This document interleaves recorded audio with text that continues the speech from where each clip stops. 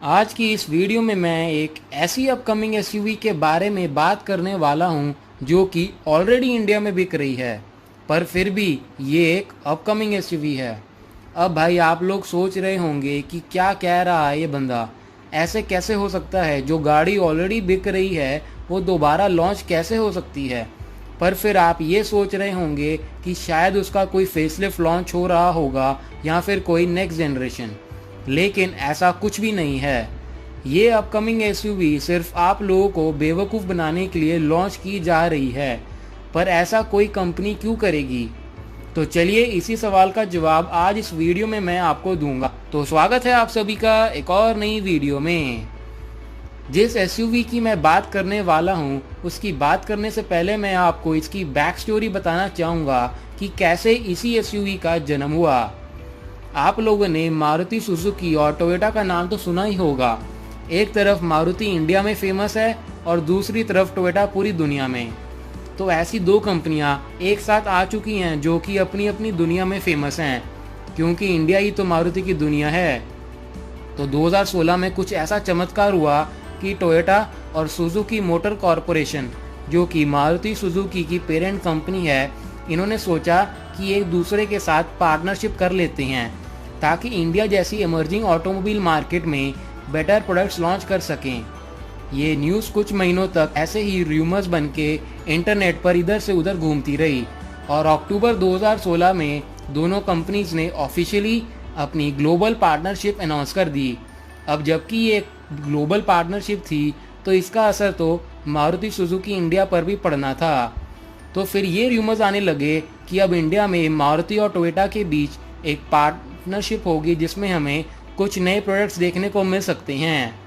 India में ये deal अगस्त 2019 में जाके फाइनलाइज हुई, जहां पर दोनों जापानीज कंपनीज ने एक दूसरे की कंपनी में हिस्सेदारी खरीद ली। टोयोटा ने सुजुकी में 4.94% की हिस्सेदारी खरीदी, तो दूसरी तरफ सुजुकी ने आधी 2.47% हिस्सेदारी खरीदी टोयोटा में। यहाँ से शुरू हुआ वो वक्त जहाँ पर इस डील के बाद कुछ लोगों ने ये भ्रम फैला दिया कि मारुति अब टोयोटा की लैंड क्रूजर एसयूवी पर बेस्ड एक लग्जरी एसयूवी लॉन्च करेगी और टोयोटा मारुति की बलिनो, सियास, अर्टिगा और ब्रेजा पर बेस्ड गाड़ियाँ। तो इसी से लोग बहुत खुश हुए, क्योंकि अब उन्हें एक लैंड क्रूजर मिल जाएगी मारुति की प्राइजेस पर और एक बलिनो मिल जाएगी टोयोटा की सेफ्टी और रिलायबिलिटी के साथ। पर ये सपने बहुत जल्द टूट गए जब लोगों को ये पता चला कि ऐसा कुछ भी नहीं होने वाला। और इस पार्टनरशिप के अंडर जो सबसे पहला प्रोडक्ट लॉन्च हुआ वो था टोयोटा की तरफ से, जो कि थी ग्लैंजा। जब इसके लॉन्च से पहले ये न्यूज़ लीक हुई तो लोगों को लगा था कि फाइनली हमें better safety features, better engine और कंफर्ट कन्वीनियंस के फीचर्स मिलेंगे टोयोटा की तरफ से, वो भी बलिनो के प्राइजेस पर। लेकिन फिर से ऐसा कुछ भी नहीं हुआ। ग्लैंजा लॉन्च तो हुई लेकिन ये निकली एक रीबैज्ड बलिनो। अब इन लोगों को मैं बता दूं जिनको रीबैज सिस्टम के बारे में नहीं पता, कि इसका मतलब होता है कि कोई कंपनी किसी दूसरी कंपनी के प्रोडक्ट को अपना बता के बेचती है लीगली एक डील के तहत, जो कि ग्लैंजा के साथ भी हुआ। इसमें किसी भी तरह का कोई भी फीचर अपग्रेड यहाँ चेंज नहीं किया गया, सिर्फ लोगोज और फ्रंट ग्रिल को चेंज करके आपको एक गाड़ी थमा दी गई।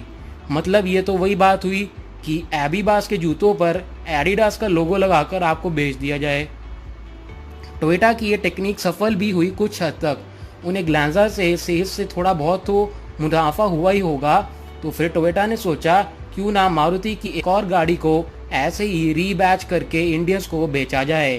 तो फिर उन्होंने मारुति इंडिया को कांटेक्ट किया और उनसे कहा कि वो उन्हें ब्रेजा सप्लाई करना शुरू करें, जिसको टोयोटा रीबैच करके बेचेगा। और कुछ टाइम पहले ही टोयोटा ने एक एसयूवी के लिए एक नाम भी रजिस्टर करवाया था, अर्बन क्रूजर। और ऐसे जन्म हुआ इस अपकमिंग एसयूवी का, जिसके बारे में मैं वीडियो की स्टार्टिंग में बात कर रहा था। टोयोटा की अर्बन क्रूजर का नाम तो उनकी famous luxury SUV land cruiser पर बेस्ड है, पर ये एक इंडिया स्पेसिफिक और इंडिया फेमस गाड़ी रहने वाली है। इसमें आपको सब कुछ 2020 मारुति ब्रेजा जैसा ही मिलेगा। Hybrid petrol engine, same gear box, same interiors, exterior design same होने वाला है, सेम फीचर्स बिल्कुल वैसे ही जैसे ग्लांजा में मिलते थे। ग्लांजा में भी आपको बलिनो जैसे फीचर्स, स्पेस, डिज़ाइन मिलता है। फ़र्क था तो सिर्फ लोगोज, बैजेस और वारंटी पैकेज का। टोयोटा ग्लांजा के साथ आपको 3 साल या फिर 1 लाख किलोमीटर तक की वारंटी मिलती है और मारुति में आपको बलिनो और ब्रेजा के साथ सिर्फ 2 साल या फिर 40,000 किलोमीटर्स की स्टैंडर्ड वारंटी मिलती है। अब इंजन की बात करूं तो इस एसयूवी में आपको 1.5 litre mild hybrid petrol engine मिलेगा जो कि 105 पीएस की पीक पावर और 144 न्यूटन मीटर का पीक टॉर्क प्रोड्यूस करता है। इस इंजन के साथ आपको 5 स्पीड मैनुअल और 4 speed torque converter automatic gearbox के ऑप्शन मिलेंगे। अब फीचर्स की बात करूं तो वो भी बिल्कुल ब्रेजा वाले ही मिलेंगे, जैसे कि auto LED headlamps, LED tail lights, 7 inch touch screen, Android auto, Apple CarPlay, steering mounted audio MID and cruise controls, colour digital MID, automatic AC, automatic IRVM, 16 inch alloy wheels, rear parking sensors with camera, dual front airbags, ABS, ABD, rear washer, wiper और defogger जैसे features आपको मिलेंगे। अब इसके prices की बात करूं तो इसके प्राइजेस भी ब्रेजा के प्राइजेस जितने ही रखे जाएंगे, उससे कम तो कभी भी नहीं रखे जाएंगे, क्योंकि अगर ब्रेजा के प्राइजेस से कम प्राइजेस रखे गए तो फिर मारुति को लॉस होएगा और इसका लॉन्च इस साल के फेस्टिव सीजन में होना चाहिए। तो ये थी कहानी उस कमिंग एसयूवी की जो ऑलरेडी इंडिया में बिक रही है। अब सवाल आता है कि कोई कंपनी अपनी गाड़ी किसी दूसरी कंपनी को क्यों बेचेगी ताकि वो आगे कस्टमर्स को बेच सके। तो है इस डील से मेरा ये मानना है कि जब भी कोई कस्टमर टोयोटा की डीलरशिप पर ग्लांजा और अपकमिंग अर्बन क्रूज़र के बारे में इंक्वायरी करने जाएगा तो उसे कंपनी के शोरूम्स में कस्टमर्स की फुटफॉल बढ़ेगी, जिसके कारण क्या पता टोयोटा अपनी खुद की कार्स यारिस और इनोवा क्रिस्टा जैसी गाड़ियों की तरफ कस्टमर्स को अट्रैक्ट कर सके। और अगर ऐसे अट्रैक्ट नहीं भी कर पाया तो फिर भी अगर कस्टमर्स ने उनसे ग्लांजा और दूसरी गाड़ी खरीदी तो उनके कुछ रेवेन्यू बनेगा। तो इस डील से सिर्फ टोयोटा का फ़ायदा होता हुआ दिख रहा है और ना कि मारुति इंडिया का। वैसे तो ये काफ़ी बड़ा टॉपिक है जिसको एक वीडियो में कवर करना आसान नहीं है, पर फिर भी मैंने कोशिश की है कि ब्रीफ में आपको इस पार्टनरशिप और टोयोटा की अपकमिंग एसयूवी के बारे में बता सकूं। तो ये थी मेरी तरफ से अपकमिंग टोयोटा अर्बन क्रूज़र से जुड़ी सारी इन्फॉर्मेशन। अगर आपको ये वीडियो पसंद आई तो इस वीडियो को लाइक और शेयर करना मत भूलिएगा और ऐसी ही वीडियो सबसे पहले देखने के लिए मेरे चैनल को भी सब्सक्राइब कर लीजिएगा। शुक्रिया।